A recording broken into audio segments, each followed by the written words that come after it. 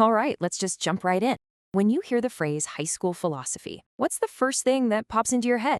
Is it, I don't know, dusty old books, really big, impossible questions? Well, what if I told you it's actually one of the most practical, action-oriented classes a student can take? Today, we're going to look at the blueprint for how a modern philosopher gets made, right in the 11th grade. So, what actually happens in a philosophy class these days? What do they really learn? Is it just sitting around debating the meaning of life all day? Or are they actually being given a set of tools to navigate this super complex world we all live in? Well, that's exactly what we're here to find out. And here's the cool part. We're not just guessing.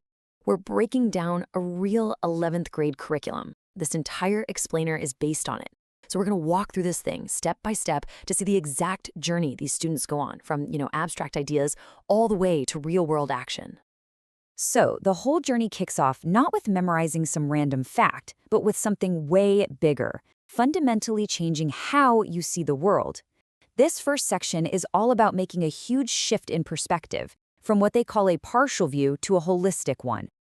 And that distinction is, well, it's everything. Think of it like this. A partial view is like staring at one single pixel on your screen. You can see its color, sure, maybe how bright it is, but you have absolutely no clue what the bigger picture is. The holistic view?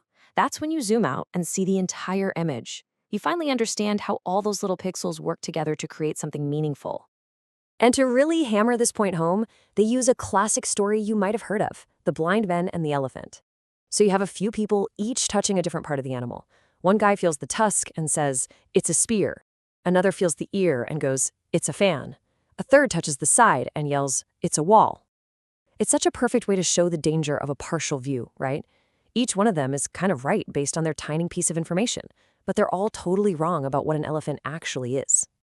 And this isn't just some abstract idea they talk about. Nope. Their very first big assignment is to actually apply it.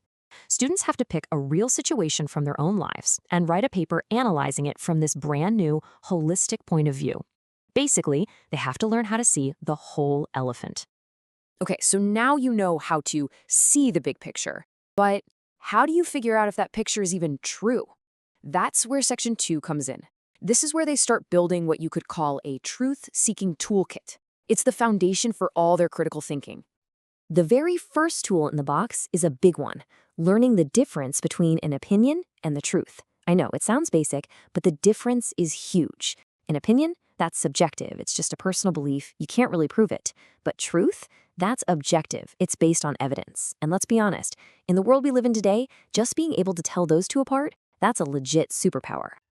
But just knowing the difference isn't enough. You've got to know how to apply it. So they're taught this really practical 4-step method for taking apart any argument they come across.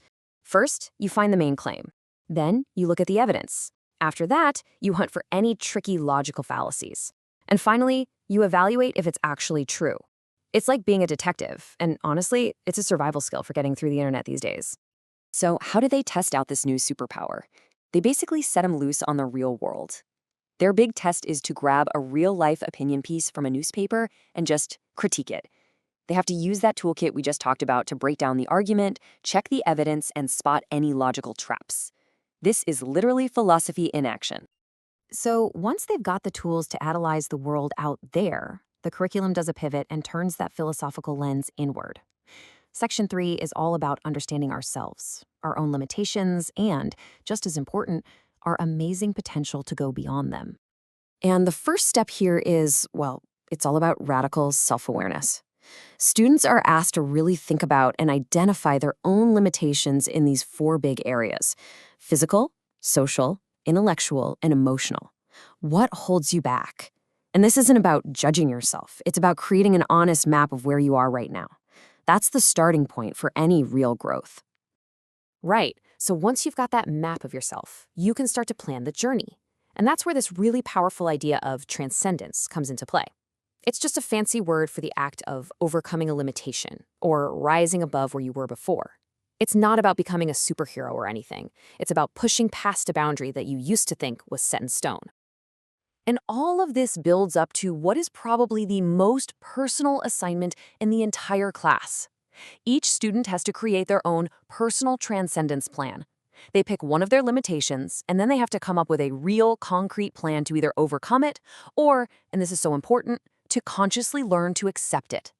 This is where all that theory becomes a literal roadmap for growing as a person. All right, now for the grand finale.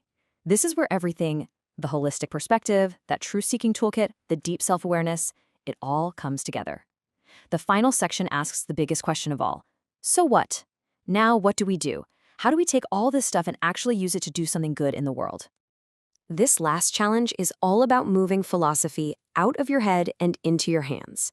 The entire goal is to bridge that huge gap between just understanding the world and actually taking some responsibility for it. And to help them do that, the students are introduced to two really important virtues. First up is prudence. You can think of this as the brains of the whole operation. It's all about using your reason and good judgment to figure out not just any action to take, but the right one. The second virtue is frugality. And no, this isn't just about being cheap. It's about being resourceful, economical. This is the get-it-done virtue, right? It's about using what you already have to make the biggest impact you can. So this all leads to the final project, and it's a big one, the Eco-Steward Action Plan. Working in groups, students have to find a real environmental problem happening in their own community. Then, they have to design a solution that is both prudent, wise, and frugal, resourceful. And then, and this is the most important part, they actually have to go out and do it. It's the ultimate test, bringing everything together, that holistic view, the critical thinking, and a drive to do good, all rolled into one real tangible action. So it turns out that making a modern philosopher has nothing to do with dusty books or ivory towers. It's about training people for thoughtful, effective action out in the real world. It starts with changing how you see, that it builds the tools for how you think, it deepens your understanding of who you are, and it all ends with what you actually do. And that leaves us with a final question. This curriculum ends by calling its students to action. So I'll ask you, what's a virtuous action, something prudent and frugal, that your corner of the world could really use right now?